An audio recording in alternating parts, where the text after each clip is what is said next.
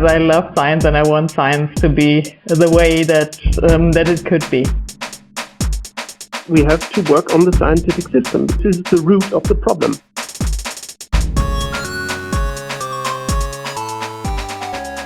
Hi, welcome to the third episode of the Science for Progress podcast, or for short, Podcast for Progress. I am your host, Dennis Eckmeyer. For this episode, I got on the phone with Tanja Gabriele Baudson and Claus Martin. Tanja and Klaus initiated the March for Science in Germany, which in 2017 was the biggest in Europe and the second biggest in the world.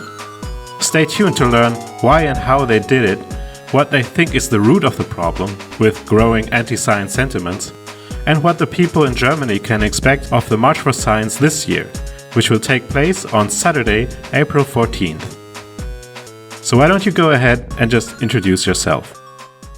Actually, I come from Germany. I'm a giftedness researcher, and currently I'm sort of a visiting professor at the University of Luxemburg, where I'm teaching mainly developmental and general psychology. And I'm a scientist, so to say, and we initiated the March for Science because the scientific system does not really work in the way a science should work, from my point of view.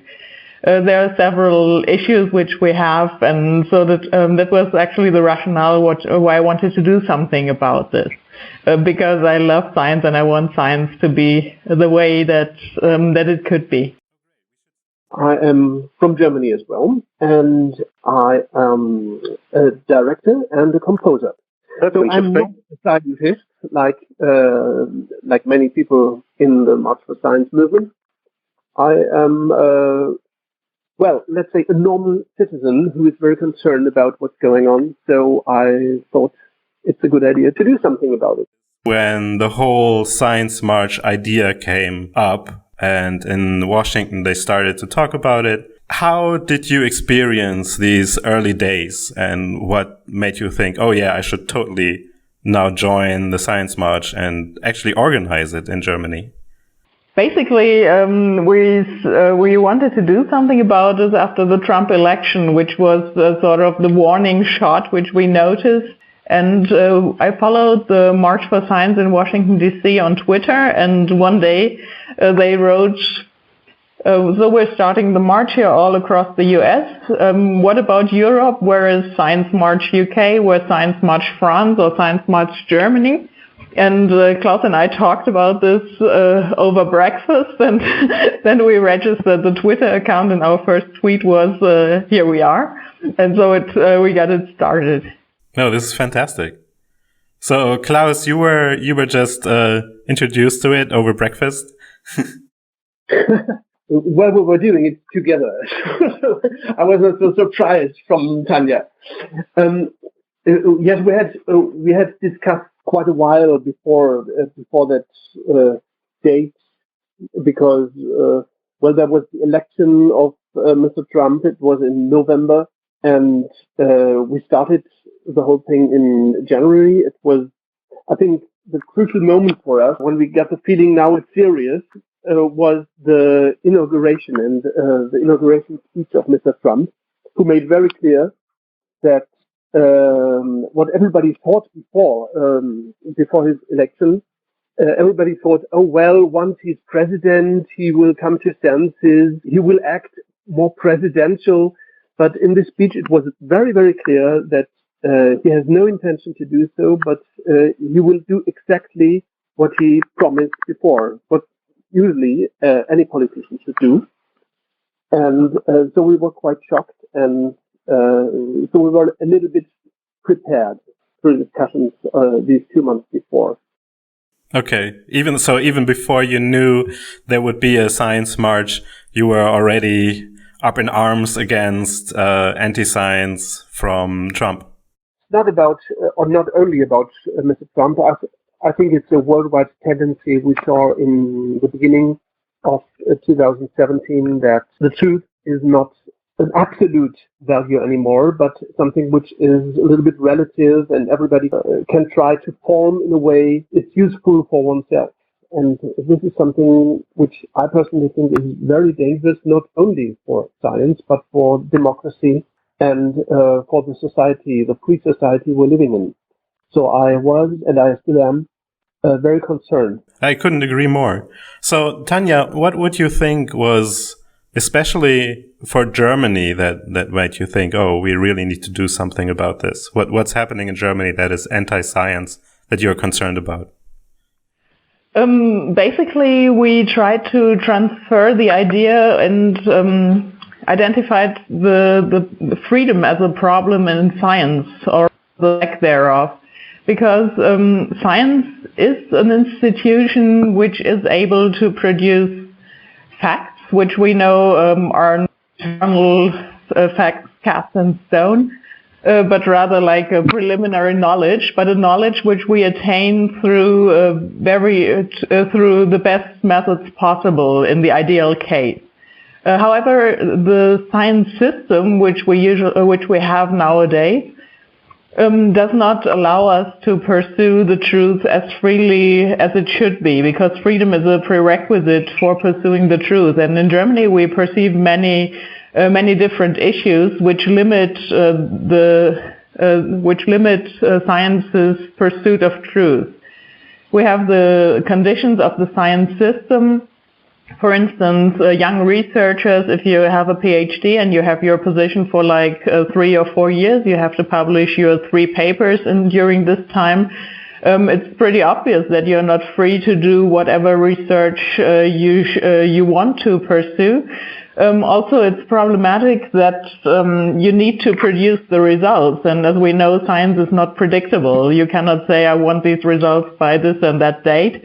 But sometimes, as you can say, shit happens, or something doesn't work out in your lab, or you have a set of data which doesn't work out. Your hypothesis, which was quite nice, but it didn't turn out as you thought it would. And this is a problem because you have a lot of biases when you try to publish these things. From a scientific point of view, it's pretty interesting whether your hypothesis worked out or not, because that's just science. It's a piece of information which you have and which makes you think and continue your work and think what could be the reason for these results. But usually you don't get this published in a journal if you have the so-called negative results. That is no great difference between two groups, no influential factors which affect an outcome or whatever. And so the lack of freedom happens throughout the system, I think. So you think the problem, let's say, comes from within more than from outside academia? In Germany, yes. I think one of the biggest sources of mistrust, which is also what the science barometer has shown in Germany, is that people are concerned about how science is funded, and with the pressure to attract funding from external sources. This is really a contradiction and a big problem, I think. Because if we have to acquire grants, if we have to acquire funding from outside, and at the same time the population says that this external funding lowers the trust in science, we have a problem. If I may add something to what Tanja just said, what I think is very important, it is only possible to come from the outside because there is this mistrust in the population. If there was no mistrust, it wouldn't be possible to come from outside with things like Trump tries to say, the scientists are not right, there is no climate change and things like that. This is only possible because of the mistrust, which is caused by the internal problems. So what we see in Germany is the first step of the problem. In the United States, this is already the second step, which is the abuse of the problems that are created in the first step. Of course, we are in Germany, so we have to work on our problems in the scientific system. It is the same problem, but only the beginning of it. It's the first step. And I think our task as citizens and as people interested in science and in truth and in freedom, our task is to prevent that something like what happened in the United States is going to happen in Germany as well. But to do this, we have to work on the scientific system, because in this specific question, I think this is the root of the problem. Before we go on talking about the March for Science, let me quickly announce a few things. If you're interested in learning more about Science for Progress, you can follow us on Twitter, Facebook and Instagram under @SciForProgress. And you find our website under scienceforprogress.eu. You should definitely also follow our Twitter rotating curation account @SFPRocore, where you can learn a new view on science and society every week. That's @SFP for Science for Progress, ROCUR. @SFPROCUR. And as a former March for Science organizer myself, I want to ask you to please support your local March for Science groups. You can find out about the different groups on marchforscience.com, the American website. You will also find information about how to donate to the March for Science in Germany in the show notes of this episode. I'm sure volunteers are also still sought after. At the very least, however, please, where you can, give the science marches all over the world a shout out, and come visit your local March for Science on April 14th, 2018. So, how did you go about putting the march into action? Because I heard it was a pretty big one, right? Yeah, actually it was 22 different marches. We had opened the Twitter account and then then we wrote like, do you want to organize something in your city? Contact us and we will bring you together. And then we had a lot of people who just dropped us an email or tweeted us, and who wrote like, I want to do something in Frankfurt, in Hamburg or Berlin or wherever. And then we brought these people together once there was a critical mass, like 4 to 6 people. And then we let them organize their march in their city.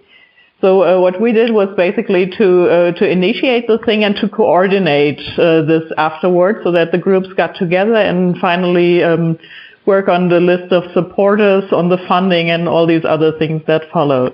But this is how it all started. So we offered the possibility, sort of a point of crystallization, if you wanted, and then the people could come to us, and we brought them together so they could do something in their respective cities. Oh, wow. So that means there were really a lot of people who felt the same thing in Germany. Definitely. And this was so great because we had the second most marches after the US, which is quite a lot. So first, there was the question whether we want to make one central march in Germany. But we decided against this because people wanted to do something in their cities. They know the infrastructure. And so we thought it might be a better idea if whichever city wants can have their own march and organize it with the local universities, etc. And I think it worked out quite nicely. Oh, absolutely. I heard it was up to 30,000 people who marched. 37,000 altogether. Yeah, so some marches were really very cute and small, like Helgoland, the March of the Hearts. And we had also somewhere several thousand people came and attended. So it was really a broad variance. Yeah, fantastic. Many of our foreign listeners may not know what Helgoland is. Helgoland is a very, very small island in the North Sea. It's one of the very few German islands.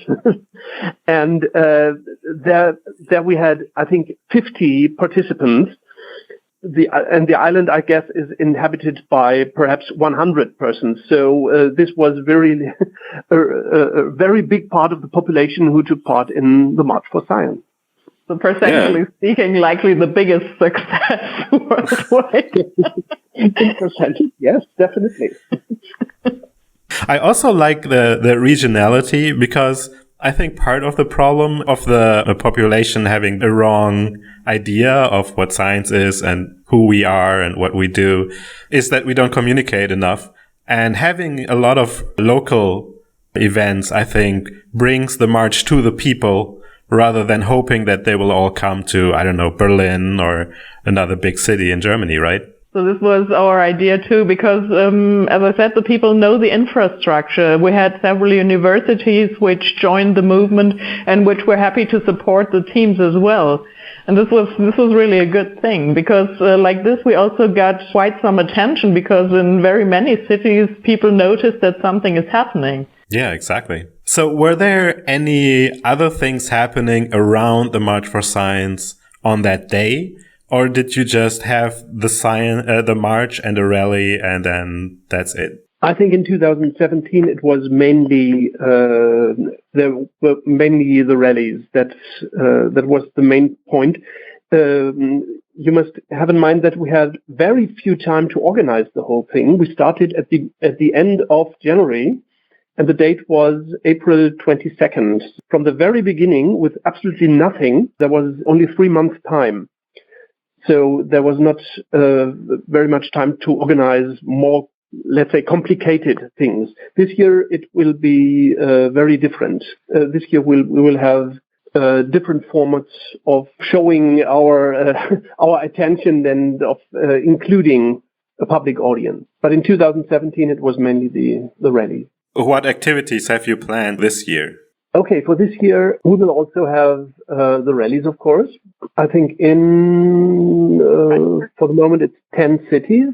A second point will be many cities are having, let's call it, encounters, the possibility to meet scientists, to reduce the gap between science and broader public, because there's the problem that or part of the problem is the not happening of communication.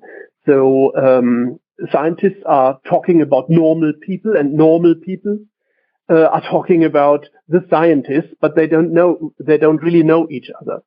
So there are several cities offering possibilities to meet scientists, to talk with them, to see these are living people, living citizens. With their own concerns and their ideas and their normal hobbies. Like in Dresden, they call it a forum of ideas, where you can, they hope they can initiate an exchange of ideas. In Frankfurt, they call it Science Arena, where they offer possibilities to discuss several aspects of science, like, for example, the climate change, and to exchange arguments. Is it true or is it not true? What does science say about it? And what do we know, what don't we know, etc. So there will be a chance to meet them. In Berlin, they have something they call Kiez Nerds. I cannot translate this. The Kiez is a German word for the place where a person lives, basically. And a nerd, well, you know what a nerd is. So the Kiez Nerds are the nerds who live in your neighborhood. So there will be in places like restaurants or other public places talking about their science, their ideas, and what they're doing all the day. So that's also the chance to meet them. Then there are ongoing projects like in Göttingen, they make Humans of Science, which is, I think, every 2 weeks from April on, where also scientists have the possibility to show their human part. Oh no, I was mixing that up. The science pubs in Jena are every 2 weeks, and Humans of Science is an online project where scientists introduce themselves with their hobbies and their animals or whatever they have. The second main point is meeting living scientists. The first is the rallies, and the third is we will have lots of discussion meetings where there will be a more intellectual approach on the issues we are also discussing now. There will be lots of it in Darmstadt or in Frankfurt or in Nuremberg, and also in Jena.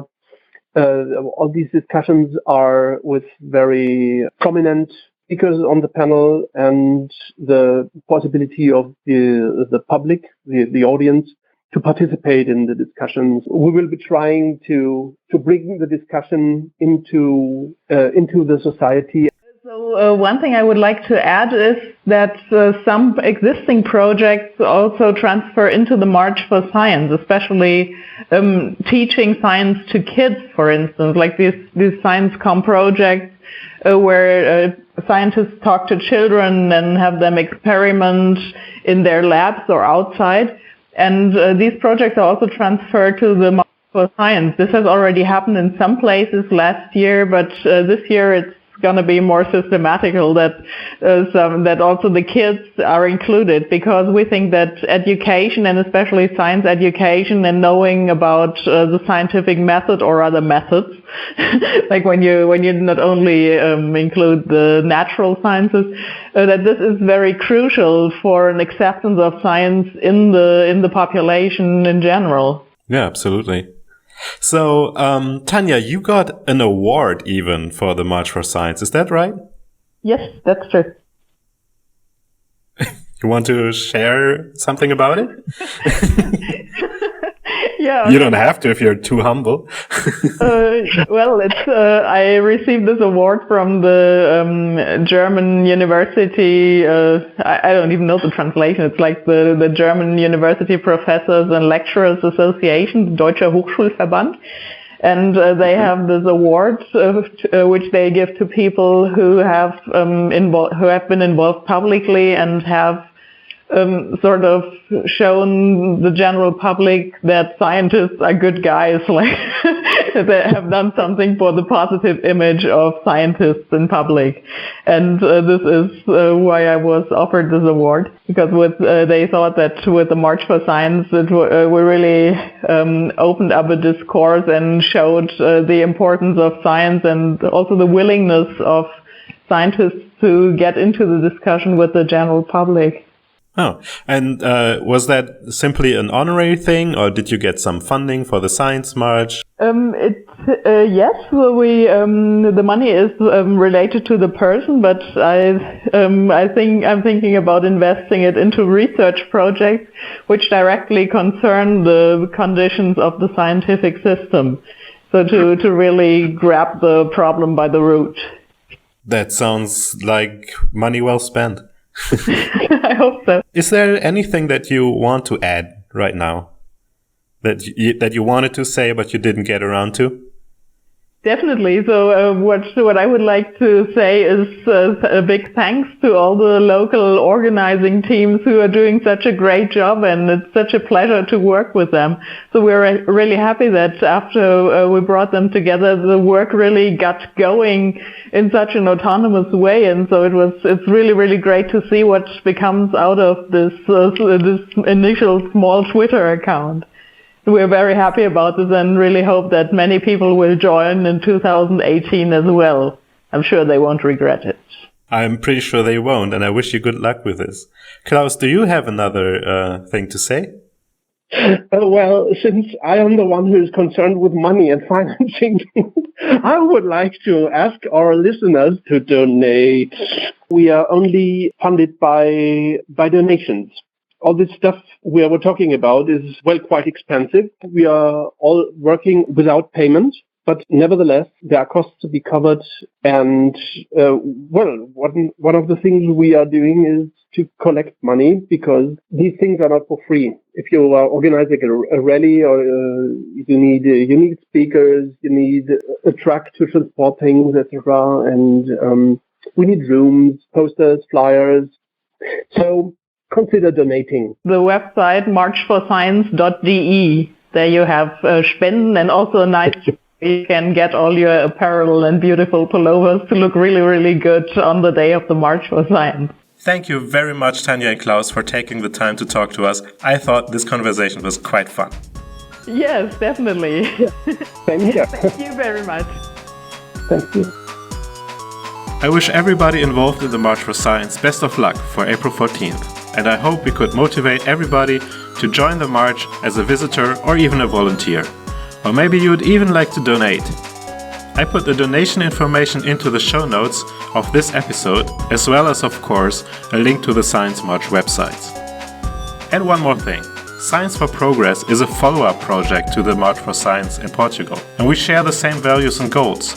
While there won't be a March for Science in Portugal this year, we'd like to coordinate similar activities as Klaus described them for this year's March for Science in Germany. We also had similar events at the March for Science in Portugal just after the rally. If you're interested in helping us, please get in contact. Thanks for listening.